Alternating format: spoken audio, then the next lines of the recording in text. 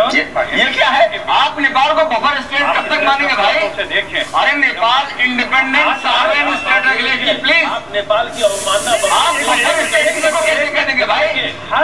नहीं ये नहीं है, इसी में सब गड़बड़ हुआ है। बात हमारी कंप्यूटर में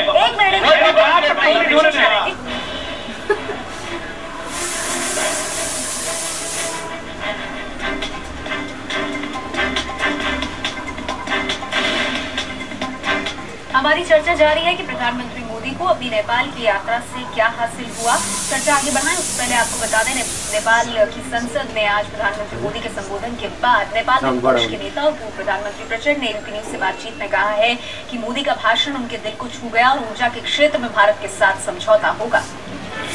संविधान सभा में प्रधानमंत्री नरेंद्र मोदी का भाषण हुआ। उस भाषण में क्या क्या प्रमुख बातें थीं, ये हम खुद यहाँ के विपक्ष के नेता पुष्पकमल दहल साहब से जानते हैं। दहल साहब, आपको क्या अच्छी बात लगी और क्या नागवार गुजरा? कुल मिलाकर के प्रधानमंत्री मोदी जी का जो भाषण है बहुत मर्मस्पर्शी था। वो शांति प्रक्रिया को बहुत अहमियत के साथ वो बता रहे थे।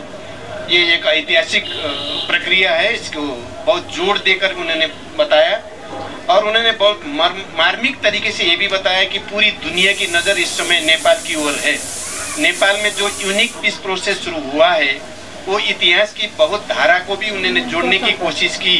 बहुत सही तरीके से बुद्ध की और अशोक की बात भी उन्होंने कही, सीता और राम की बात भी उन्होंने कही और पशुपति और काशी की बात भी कही और सभी बात कहने के साथ साथ उन्होंने एक क्लियर करने की कोशिश की कि नेपाल की शांति प्रक्रिया के ऊपर पूरी दुनिया की ध्यान है।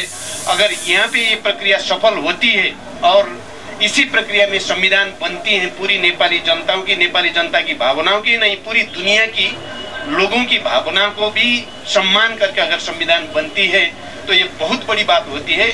मुझे लगता है कि मोदी जी की आज की भाषण ने नेपाल भारत संबंध की एक नए आयाम की शुरुआत हो गई है, ये विश्वास हमको पैदा हुआ। लेकिन ऊर्जा समझौते जो नहीं हो पा रहे हैं उसको लेकर भी उनके दिल की कसक बहा रहे हैं। तरीके से बात कही है, वो ऊर्जा समझौता तो होगी, वो कोई बड़ी बात नहीं है। उन्होंने जिस गहराई से नेपाल भारत संबंध की बहुत सारे आयाम को बताने की कोशिश की। शेष नारायण जी, प्रचंड साहब की प्रतिक्रिया कैसे देख रहे हैं? अरे भाई, ये तो मोदी जी की बहुत भारी हाहाहुत सफलता है। एक भारी कम्युनिस्ट माओइस्ट क्या क्या नहीं है और वो राम राम करने लगे, सीता सीता और पशुपतिनाथ और काशी विश्वनाथ। ये तो बहुत ही धार्मिक व्यक्ति बना दिया प्रेसिडेंट को मोदी जी ने। ये तो सफलता है। मतलब क्या कहीं अंदर कुछ पक रहा है क्या भाई? कम्युनिस्ट लोग भी राम राम कर रहे हैं। अतुल जी से पूछिए। हाँ, अतुल अंजान जी।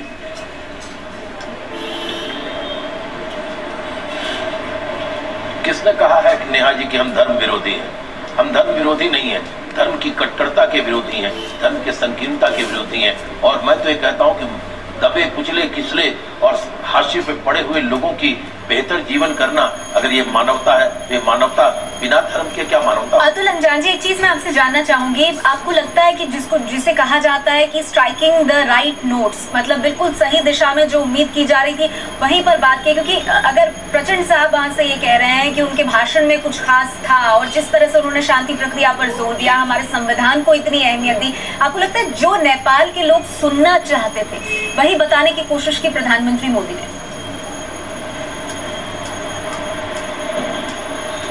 नेहा जी, मैं नेपाल के जनतांत्रिक आंदोलन के अंदर बहुत गहराई से